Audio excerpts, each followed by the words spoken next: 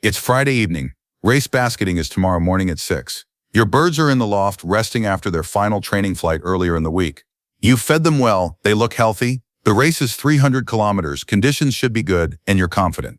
You go to bed thinking everything is ready. Saturday morning, 5:30. You arrive at the loft to catch birds for basketing. You walk in and immediately smell something wrong. There's a sharp ammonia smell you didn't notice yesterday. The water in the drinkers has a greenish tint. The bedding in one corner is damp from a leaking drinker you didn't realize was broken. One of your best hens is sitting fluffed up in a nest box looking slightly off. The trap entrance, which you painted bright red 2 months ago, has faded to dull pink and is barely more visible than the brown loft around it. You catch your birds anyway because you're committed to the race. You basket them, you take them to the club. They're liberated Sunday morning with everyone else's birds. Sunday afternoon, birds start returning.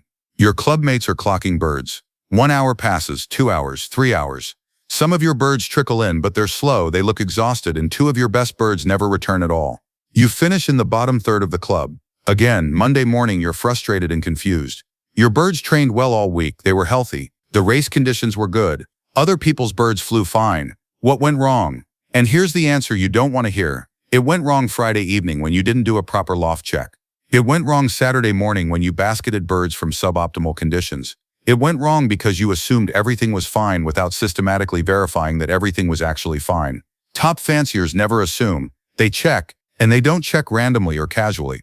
They have a systematic protocol they execute before every single race without exception. This protocol takes approximately 60 seconds if you're efficient.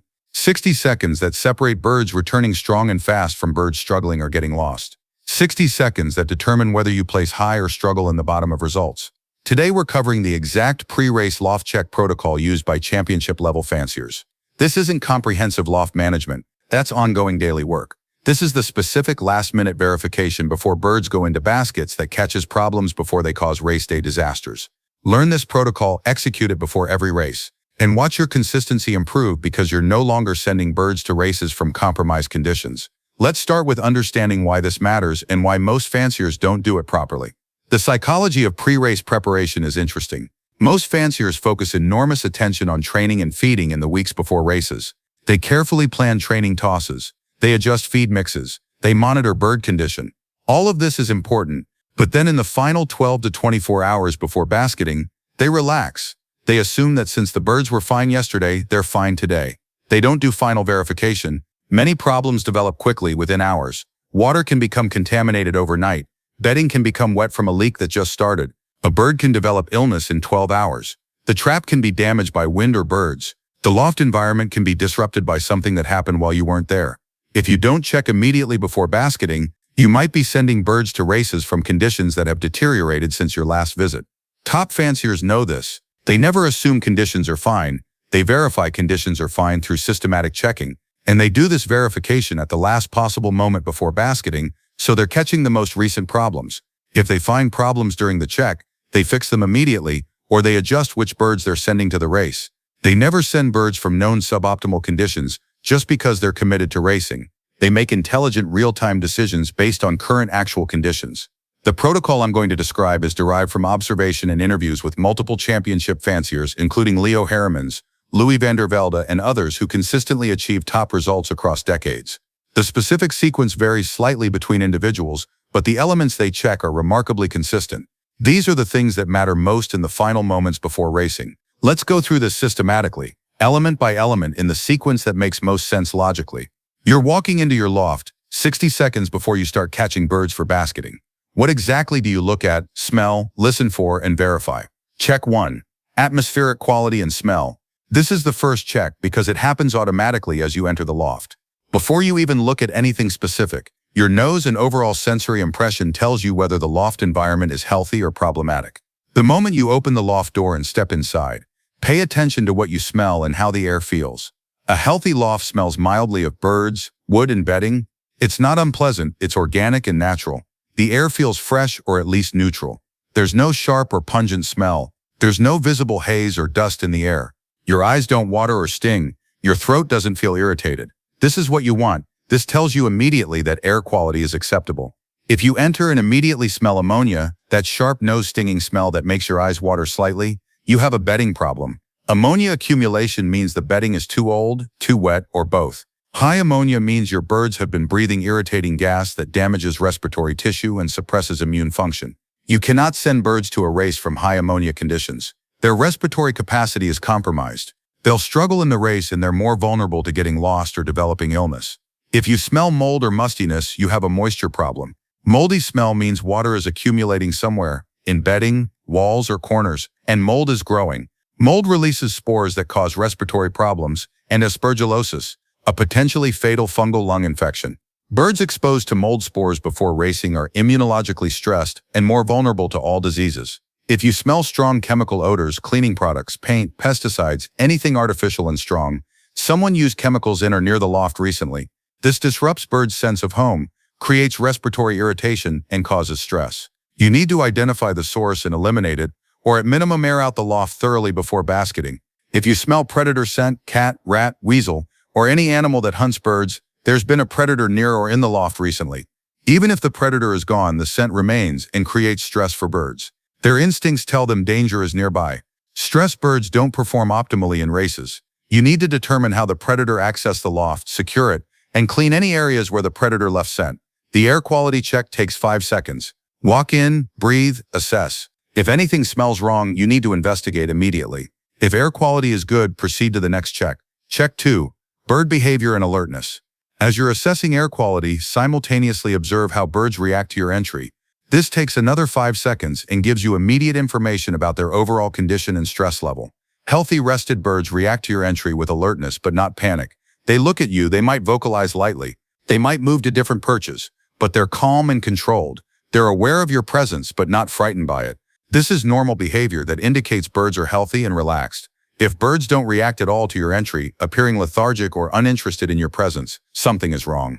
Healthy, alert birds always notice when you enter. Lethargy indicates illness, exhaustion, or extreme stress. You need to examine birds individually to determine what's causing the lethargy. If birds panic when you enter, flying frantically, crashing into walls, vocalizing an alarm, they're experiencing excessive stress.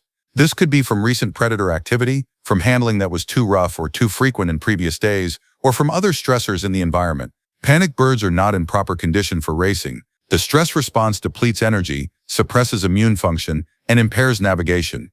If you see any birds sitting alone, fluffed up, with eyes partially closed, head tucked, or otherwise showing signs of illness, those birds are sick. Sick birds cannot race. But more importantly, the presence of sick birds indicates there might be disease in the loft that could be affecting other birds subclinically. You need to assess whether other birds might be compromised even if they're not showing obvious symptoms yet. The bird behavior check takes 5 seconds. Enter, observe reaction, assess. Healthy, alert, calm reaction means proceed. Any abnormal behavior means investigate and potentially adjust your race entry. Check 3. Water quality and availability. This is critical and overlooked by many fanciers. Walk directly to your water drinkers. Look at the water, smell it if necessary. Assess whether it's fresh, clean, and acceptable. Fresh, clean water is clear, has no visible particles floating in it, no algae growth on the sides of the drinker, no slime coating the surfaces, no unusual smell. The water level is adequate, not empty or nearly empty. The drinker mechanism functions properly. Water flows when activated. This is what you want to see. If water has greenish tint or green growth on the drinker walls, algae is growing. Algae grows when water sits in light for too long without being changed. Algae itself isn't highly toxic, but it indicates the water is old and potentially contaminated with bacteria. Birds drinking algae-contaminated water experience digestive stress that impairs racing performance.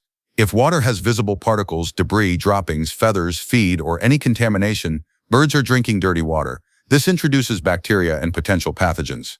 Even if birds aren't overtly sick, the immune system is dealing with low-grade infection challenge that reduces available energy and resilience for racing. If water smells chemical, chlorine, disinfectant, or any unnatural smell, either the water source itself is heavily treated or someone added something to the water.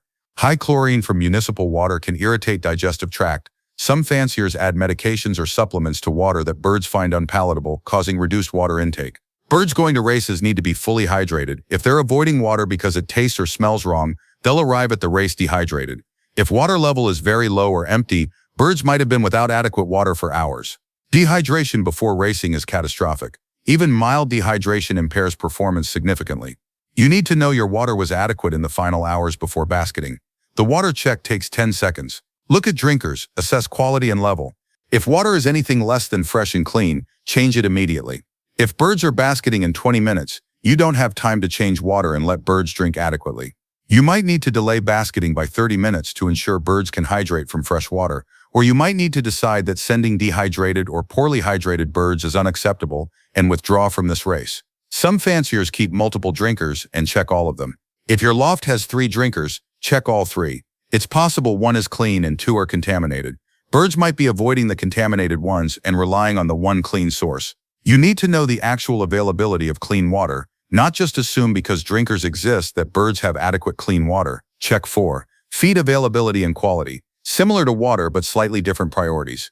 You're not checking whether birds are well fed over the past week. You're checking whether feed is currently available and whether it's clean and appropriate. Look at your feeders. Is there feed present? For birds that are racing tomorrow, you don't want them eating heavily in the final few hours before basketing, so feeders might intentionally be empty or have limited feed. But you want to verify that feed was available until recently and that any feed currently present is clean. If feed is present, look at it closely. Is it fresh and clean? Or is it dusty, moldy, or contaminated with droppings? Moldy feed is toxic. Birds eating moldy feed can develop severe digestive and liver problems within hours. Dusty or dirty feed introduces pathogens and parasites. Even if the feed was high quality when you put it out, if it's been sitting in a contaminated feeder for days, it's now low quality or dangerous. Check the feeders themselves, not just the feed. Are the feeders clean or are they coated with old feed dust, droppings, mold? Dirty feeders contaminate clean feed the moment you add it.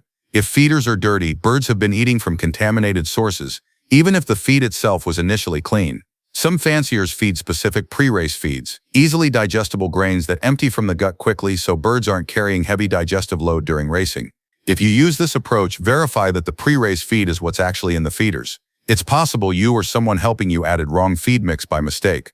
Sending birds to races with heavy feed in their gut impairs performance. The feed check takes 10 seconds. Look at feeders, verify feed is present or was recently present. Assess cleanliness. If feed or feeders are contaminated, don't add new feed until feeders are cleaned. If birds are basketing immediately, you might accept that they'll race without eating again before basketing, which is often fine, but you need to know this is the situation. Check 5. Bedding condition and floor dryness. This is one of the most important checks and one most frequently neglected. Look at your floor bedding. Walk on it. Assess whether it's dry, clean, and providing proper conditions. Dry, clean bedding looks relatively fresh. It's not heavily soiled with droppings. It's not clumped or compacted. When you step on it, it feels dry and slightly dusty or crumbly. It doesn't feel damp or squishy. There's no visible moisture. The smell is of wood or whatever bedding material you use, not of ammonia or mold.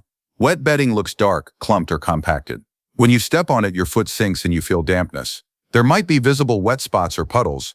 The smell is often ammonia or musty. This is problematic. Wet bedding creates high ammonia levels, foot health problems, and disease risk. Birds that spent the night on wet bedding were breathing ammonia, standing in contaminated material, and not resting properly.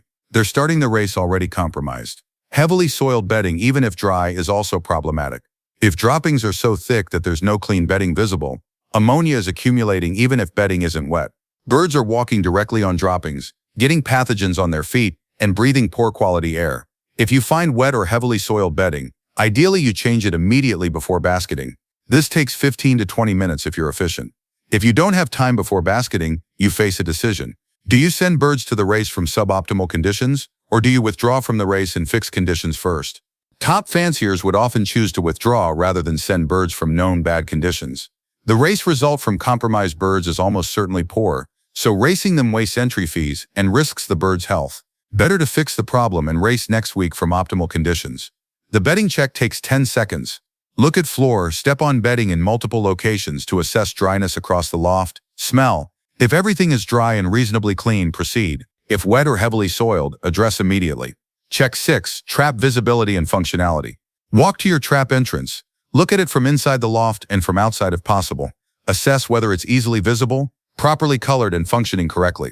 The trap entrance area should be distinctively colored if you've implemented proper trap identification. Bright red, orange, yellow, or white depending on what you've chosen. Look at the color. Has it faded significantly? Paint exposed to sun and weather fades over time. Color that was bright 2 months ago might be dull now. If the distinctive color has faded to the point where it's no longer distinctive, birds' ability to identify the loft from distance is compromised. You need to repaint before the next race, or at minimum add supplementary visual markers like bright flags or cloth. Look at the trap mechanism itself. Is it functioning properly? Is the bob wire or one-way entry device moving freely? Sometimes these mechanisms get stuck, bent, or clogged with feathers and debris. A stuck trap means birds can't enter even if they want to. Some arrive at the loft, can't figure out how to enter through the malfunctioning trap, and eventually leave or get lost. Check that the trap opens and closes properly, that the landing board is intact and stable, that there are no obstructions blocking entry. Look for damage around the trap area. Wind, animals, or bird activity can damage the trap structure. Loose boards, holes, bent metal, any structural damage needs to be noted. Small damage might not prevent entry but could create hazards or stress for birds. If you have visual markers like flags or cloth near the trap, check that they're present and intact. A flag that blew away in wind last night is no longer providing visual identification.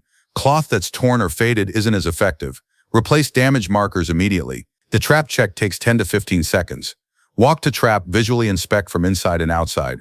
Verify color visibility and mechanism function. If anything is wrong, fix it before basketing, or determine whether the problem is serious enough to affect race results.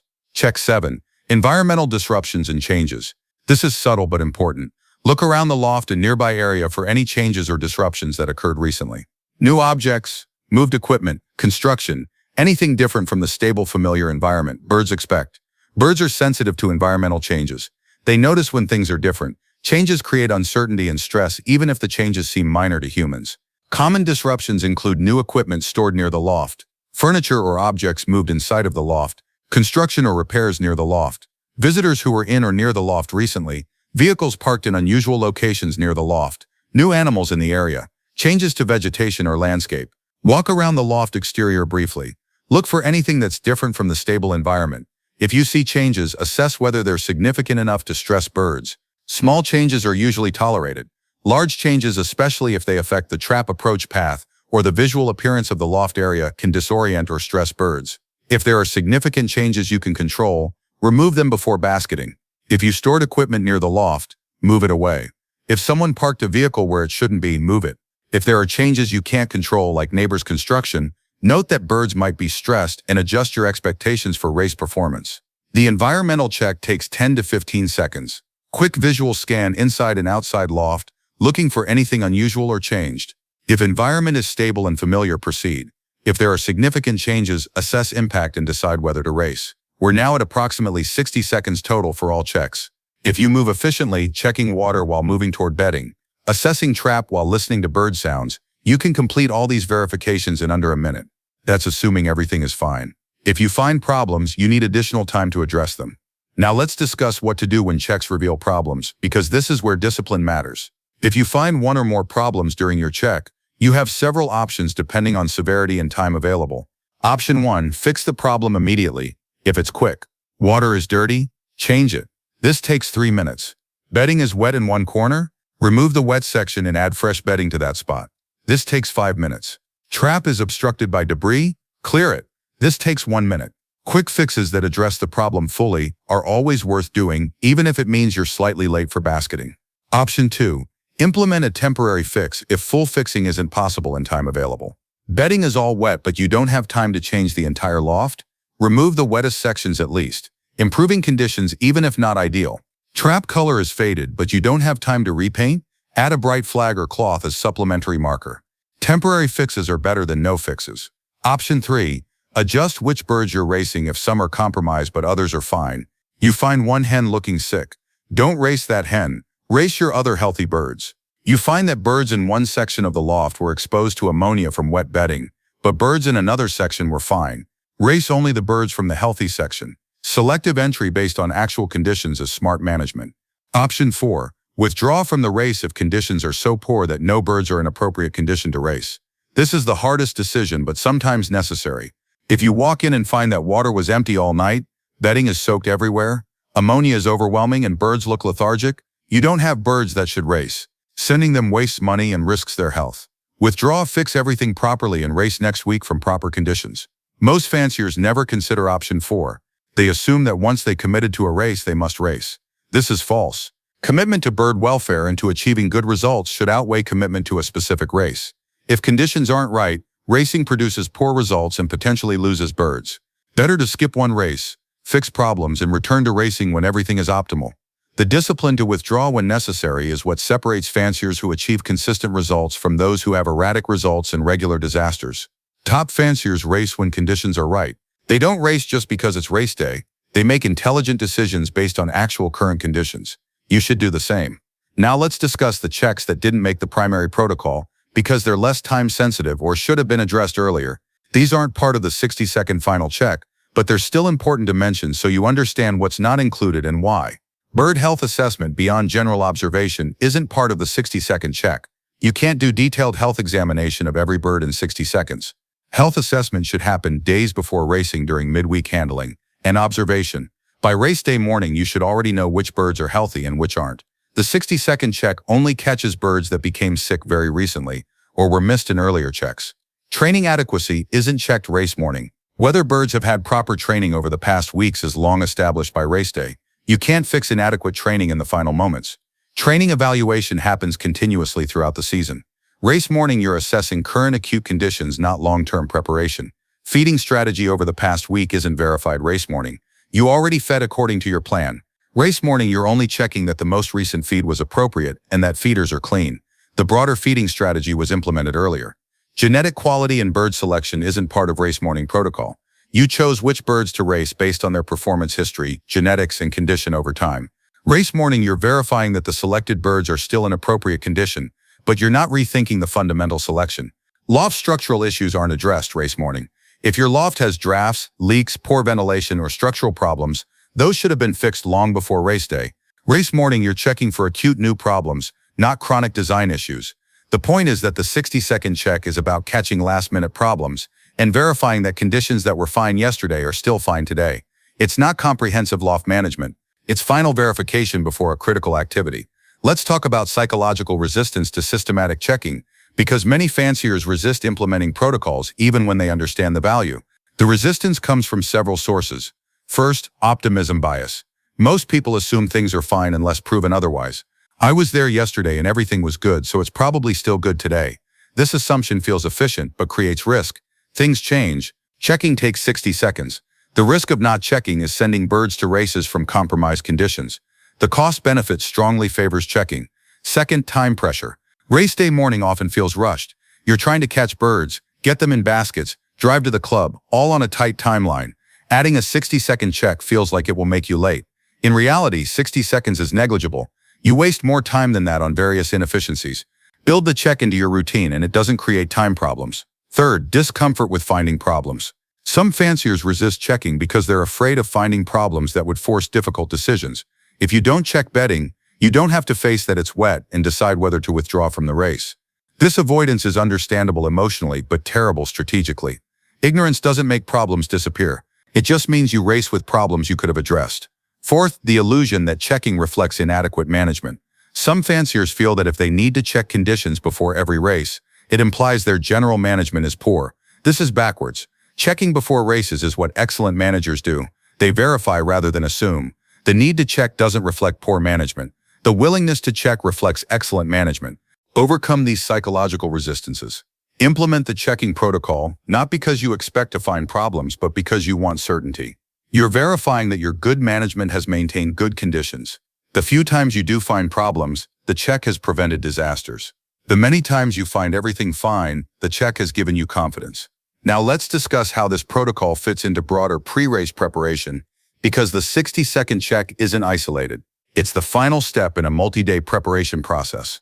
Let's outline the complete pre-race timeline so you see where the final check fits. 4 to 7 days before race, training flights should be completed. Birds should have their last significant toss 3 to 4 days before racing. This gives them time to recover fully while maintaining fitness. The training phase is over, and the preparation phase begins. 3 days before race, evaluate bird condition. Handle each bird you're considering for racing. Check weight, muscle tone, feather condition, alertness, any signs of injury or illness. Make preliminary decisions about which birds are racing. This is when you eliminate birds that aren't in proper condition, not race morning. 2 days before race, implement pre-race feeding strategy. This varies by fancier, but typically involves slightly increased feed quantity to ensure birds are fully energized but not overfed. Some fanciers include specific pre-race feed mixes with easily digestible grains. Feed quality should be highest now. Water should be fresh and clean. 1 day before race, final light training or no training depending on approach. Some fanciers do brief loft flying the day before racing to keep birds active. Others rest birds completely. Either approach works if consistent with your program. Main focus is maintaining good loft conditions. Bedding should be changed if needed, so birds sleep on clean, dry surfaces the night before racing. Water should be changed to ensure fresh water overnight. Race morning, early arrival at loft at least 90 minutes before basketing time. This allows time for the 60-second check. Time to address any problems found. Time to catch birds calmly without rush. Time to transport to club. Rushing creates stress for you and birds. Arrive early. 60 minutes before basketing, execute the 60-second systematic check. Water, bedding, trap, air quality. Bird behavior, environmental changes. Verify everything is optimal. Address any problems. Make final decisions about which birds are racing based on current conditions. 30 minutes before basketing, catch birds for racing. Handle calmly and efficiently. Place in baskets with enough space, adequate ventilation, access to water if baskets will be held for extended period. Check that baskets are clean and in good condition. 15 minutes before basketing, transport to club. Drive calmly. Don't rush. Don't create additional stress through aggressive driving. Birds in baskets are already somewhat stressed from confinement. Smooth, calm transport minimizes additional stress. At club, basket birds into race transport. Follow club procedures. Ensure your birds are properly identified and registered. Check that race transport conditions are acceptable. Adequate ventilation, not overcrowded. Properly secured. This complete timeline shows that the 60-second check is final verification in a multi-day process. Everything should have been done correctly in previous days. The check catches anything that went wrong in the final hours and gives you opportunity to address it or adjust your race entry. Now let's discuss seasonal and situational variations in what you check and how urgently. The core checks remain the same, but emphasis shifts based on conditions. In hot weather, water availability and quality becomes even more critical. Birds dehydrate faster in heat. Verify not just that water is clean, but that quantity is adequate for birds to drink heavily before racing. Check that water isn't too warm from sitting in heat.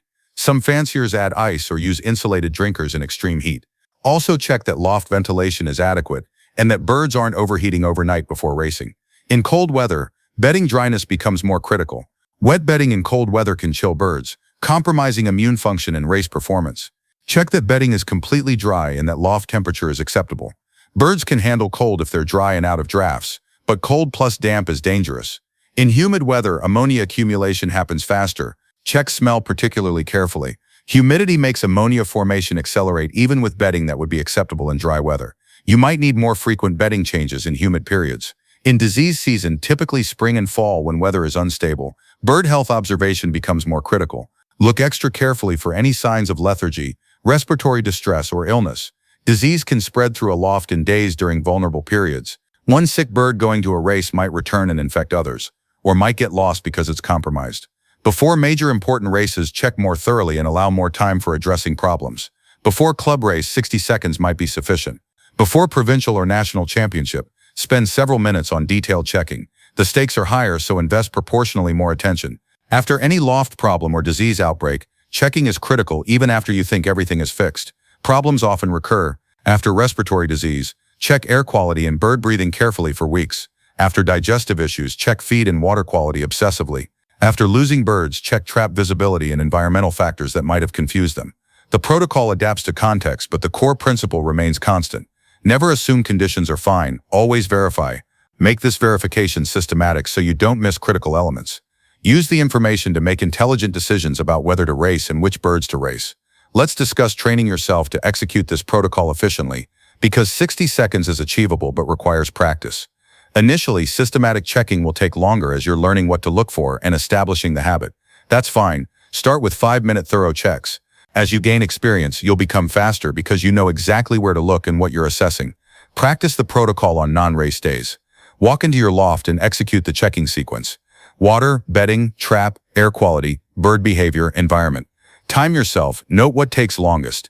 Develop efficient movement patterns that minimize wasted motion. You're building muscle memory so the protocol becomes automatic.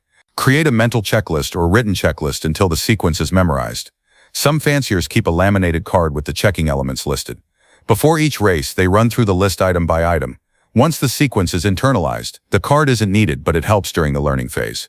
Involve family members or helpers if others might be responsible for race preparation. Everyone who might basket birds should know the checking protocol. They should all execute the same checks so standards remain consistent regardless of who's preparing birds. After each race, review whether the pre-race check revealed anything useful or missed anything important. If you found wet bedding and changed it, and your birds raced well, the check worked.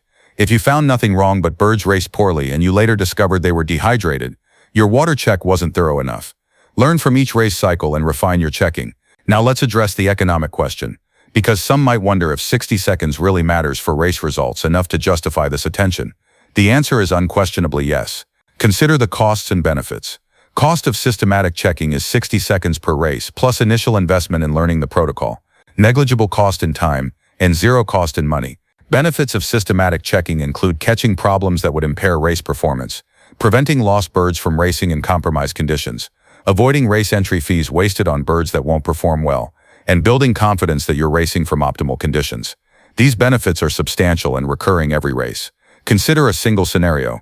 You skip checking. You basket birds, water was actually contaminated but you didn't notice. Birds raced dehydrated and stressed. Several don't return. You've lost birds worth hundreds of euros plus genetics that might be irreplaceable. You've wasted entry fees. You've damaged your loft's genetics by losing good birds. One 60-second check would have caught the problem. The return on investment for that 60 seconds is potentially thousands of euros and years of genetics. Even in less dramatic scenarios where birds return but perform poorly, the cost is significant. Race positions lost, potential prize money missed, standing and club rankings affected, breeding decisions influenced by inaccurate performance data when birds were compromised, all preventable through systematic checking. The economics overwhelmingly favor checking. There's essentially no downside and enormous potential upside. This isn't debatable. It's simple cost-benefit analysis that strongly supports the protocol. Finally, let's discuss the championship perspective and why top fanciers universally practice systematic verification, even though they have excellent general loft management. Leo Heremans maintained pristine loft conditions through fastidious daily management. He still checked conditions before every race. Why? Because he understood that excellence isn't about assuming things are fine. Excellence is about knowing things are fine through verification. Louis van der Velde built his entire program on systematic discipline. Every aspect of his management followed protocols. Pre-race checking was one of those protocols. He verified conditions before every race regardless of how confident he was that conditions were good. The verification took minimal time and ensured certainty. Jos Thone was known for calm methodical preparation. Nothing was rushed, nothing was assumed. He checked everything before racing, not because he expected problems, but because checking eliminated uncertainty.